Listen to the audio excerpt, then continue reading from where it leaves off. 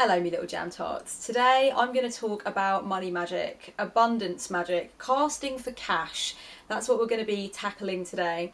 And I'm going to start with a very popular chaos magic axiom that is used. You know that old saying, if it ain't broke, don't fix it. If you found something that works for you, that you tend to find is very useful and there are benefits and you see results when you need money and you use magic to make money materialise, then I would definitely recommend, don't tweak that recipe. If you found something that works perfectly, then that's awesome. And if you want to share that information with people, then go ahead and share that information with people, but it doesn't necessarily mean that it's going to work for them. I really believe, and I know that an increasing number of people are beginning to believe now, that magic is all about what works for the individual.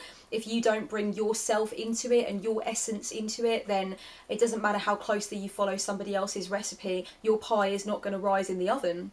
Because it's got to have that piece of you in it. It's got to be something from you, something that is representative of your essence and your needs and your pure intentions for the spell that you're casting. So I would definitely recommend, avoiding going off the beaten track if you don't need to. Like I said, if you found something that works for you, that tends to work for you when you're trying to make the ends meet and you need to cast for money, then definitely just value the fact that you found something that you seem to see results with. And likewise, don't expect that following somebody else's formula to the letter is going to get you those results that you desire, because there is definitely a high possibility that just following their instructions and not bringing your own soul and your own power to the table is going to create absolutely nothing in terms of magical results. You've got to be present and you've got to be bringing yourself to it. I also happen to be of the very strong personal belief that no two spells that are identical to each other are necessarily going to work to the same extent. You might do a spell once that yields very awesome results, and then you might kind of write down that exact spell so that you can do it again at another time, and the results that it yields are not quite so strong, even with all of the same correspondences, even at the exact same time of the lunar phase. And that's why witches have got to be so intuitive, and they've got to make very intuitive, very instinctive decisions about what's necessary in spellcraft, because something could work very effectively once, but then something a little bit different could be needed at another time. Or it might even be the case that no spell at all is needed, and a witch needs to use their instincts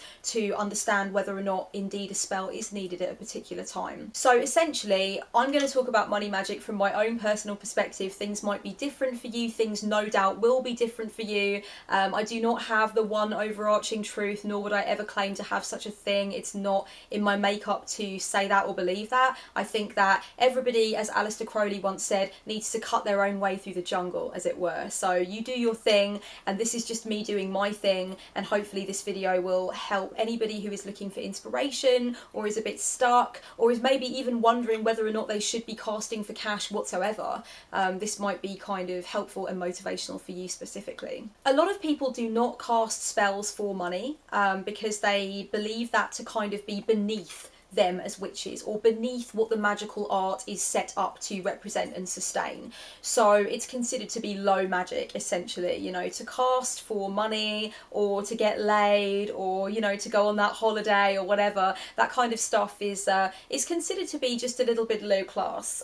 But I see magic as practical. I see magic as that green smoothie that you have before you go for a run, that banana that you eat before you hit the gym. It's the fuel for whatever you're going to be trying to bring into being on a practical level in your external life. I think magic can also be for those things to do with self-development and the inner journey, and I definitely think that a lot of magic can come from that perspective in order to yield external results. So for example, I believe that part of money magic is clearing up any money monsters and money insecurities and hang-ups and bad habits that you have with money, so that more money can then materialise. And I think any witch worth their salt will understand that sometimes the issue is within when it comes to money. It's not about everything lining up externally. It's actually about the internal situation. And that is more what we would traditionally deem to be high magic. When we look at changing our cells, when we look at the alchemical process that goes on within ourselves, and when we also look at connecting with disembodied intelligences and other realms and stuff like that. But straightforward cash magic, like casting for that moolah, that is considered essentially to be low magic, and so a lot of people don't want to mess with that because they really think it's beneath their skills as a witch. I don't personally come from that camp. I think anything is a legitimate reason to use magic as long as it doesn't mess with anybody else's free will. And, you know, so I think definitely it's okay to cast for cash, for definite. And it's something that I have done in the past, and it's worked wonderfully. And, you know, I think it's definitely something. I don't see why we have a hang up about it. I think it's something that's legitimate as a use for magic. I have learned over time that it is useful to not be too certain of what I need when it comes to money. What the ego wants and what the ego thinks it needs is not always what the spirit desires and knows that it needs, okay? The ego can have some really funny ideas about what would make life better, or what would give way to more happiness, or what would make the ego feel more stable. And sometimes the ego can just work out that money is what's required, but it's not necessarily always what's required. So I like to be very open to the idea that I might not understand what I really need, and I might not have a full grasp on what is best for me. I think that we often pose a danger to ourselves of casting for what we want and completely misunderstanding what we really need, okay? And that is why I like to really use language carefully in my spellcraft. If I'm going to cast for cash, if I'm going to cast to bring money into my life, then I will use certain caveats and certain you know, structures in the language that I'm using in the spell in order to make clear that I am open to anything that might be more fortuitous for me. So I will use words like only if it's in my highest good, or for whatever is in my highest good. So I might state my intention for what I expect to receive and for what I want to bring to me in the spell, but in the same breath I'll probably link it to the words or whatever is for my highest good. So I'm basically saying, this is what I intend, this is what I think is what I need, but I'm open to the fact that something else might be for my highest good. I also like to be very open in my language, so rather than casting for a specific amount of money within a specific time frame, I might use a line like the perfect resources at the perfect time. You know, I summon the perfect resources into my life at the perfect time.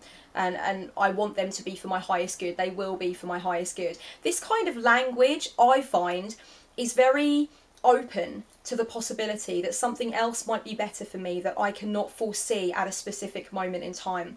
And when you're casting for cash, that can be very much the fact, is that you are feeling like so fixated on the idea that you need the money and you need it within this specific time frame that you might actually be unable to foresee other opportunities that might be just as good for you and might actually be more necessary for you. I like to be open to the fact that the universe often chooses how to deliver, and sometimes when I've done spells for money or for anything else, I've noticed that the universe has chosen to deliver in this really roundabout way. Like, it's not in the way that I thought it was going to come to me. So the spell has worked, you know, my intention has come to pass, but it's not been in the way that I thought it was going to be in my mind.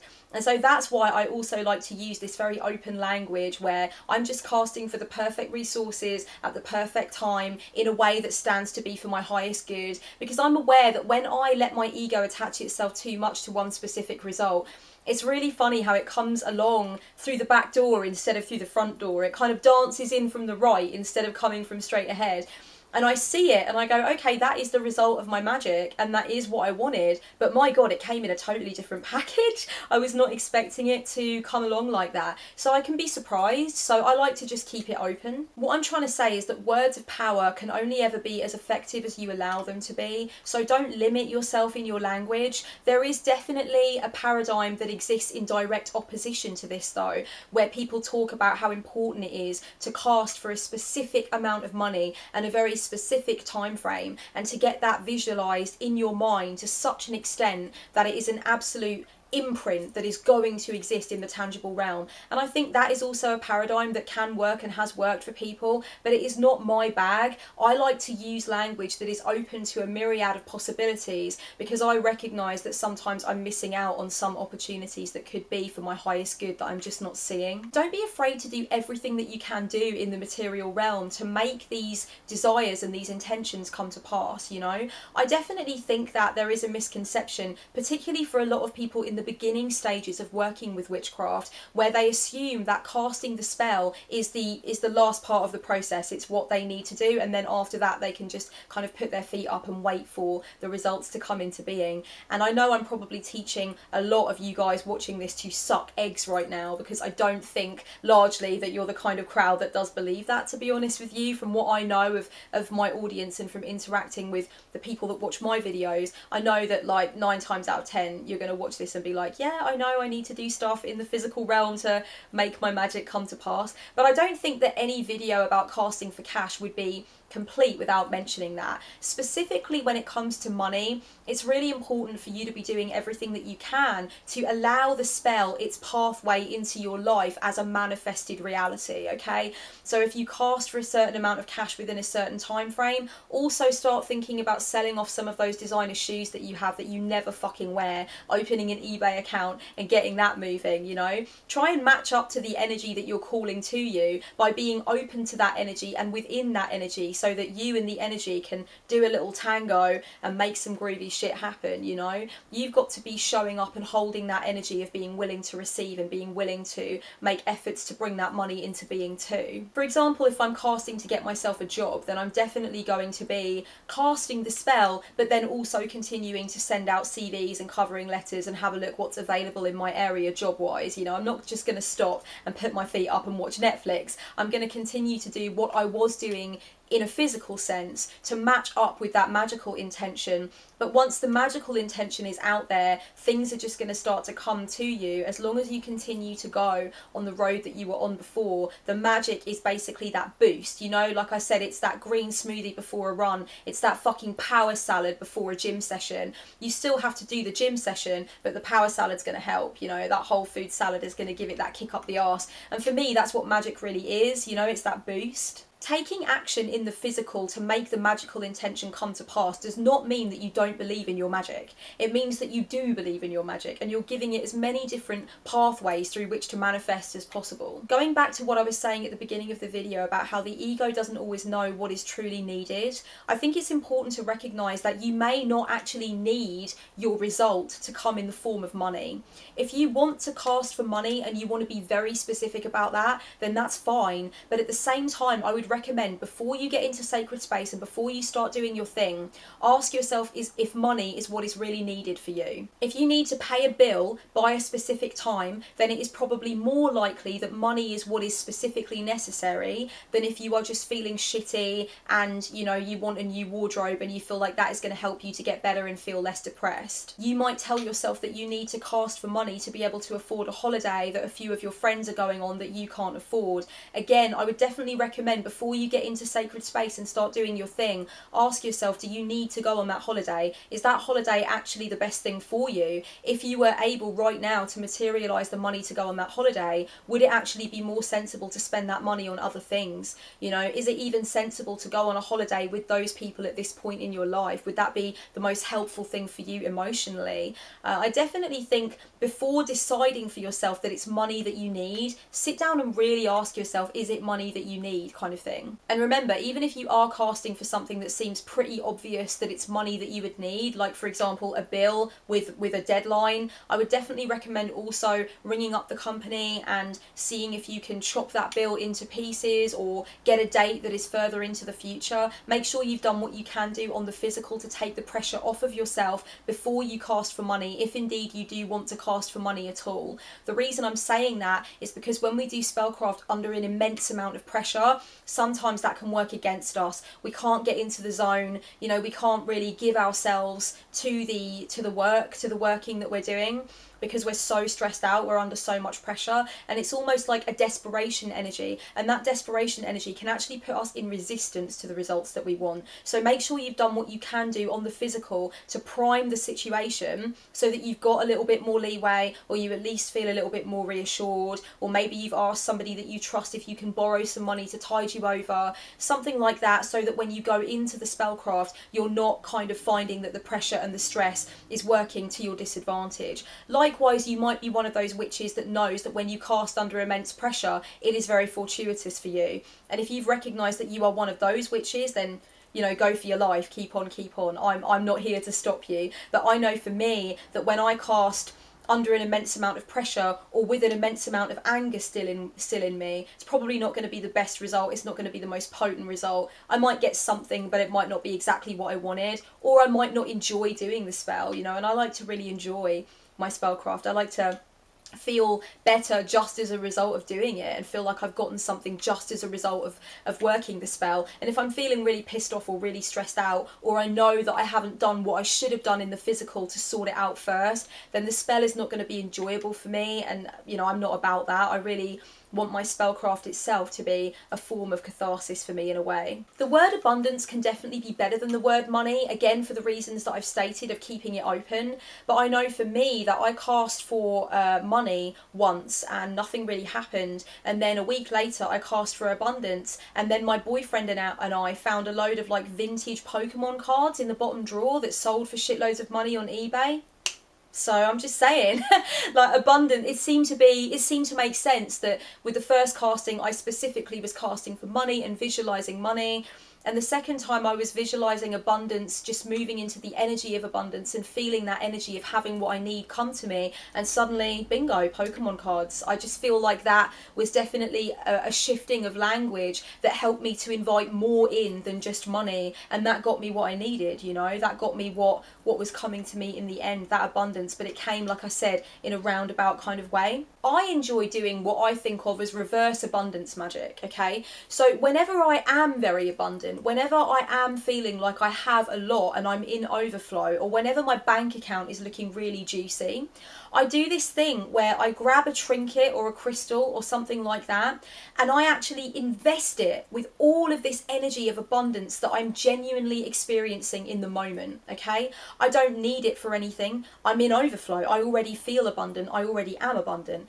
But I grab an object, whatever that object is, and I really fuel it. I invest it. I offload all of my energy of abundance that I'm feeling into this thing, and I give it all of that overflow. And then I put it away in the bottom drawer under the altar, and it's basically a tool then. It is a charged tool. It is primed for me to do abundance magic in the future if necessary. So I know that if there is a cash flow problem later down the line, or if I find in several months' time that I'm not feeling abundant and abundance is not being attracted to me, then I have this tool that I have already kind of pre-charged with all of this abundance energy, and I can work with that, or I can hold that in my hands while I kind of try and bring abundance in, and while I open up the portals for abundance to come in. I definitely would recommend doing that. It's something that's been so useful for me. If you ever feel like you are in a place of abundance and overflow and like you've got more than enough, make sure that you use that energy to charge something and stick it in a box and save it for a rainy day. There might be a time in the future where you really need a tool which is pre-charged with those abundant energies. You can also try charging water for this purpose and just keeping it and then drinking it into you at a later date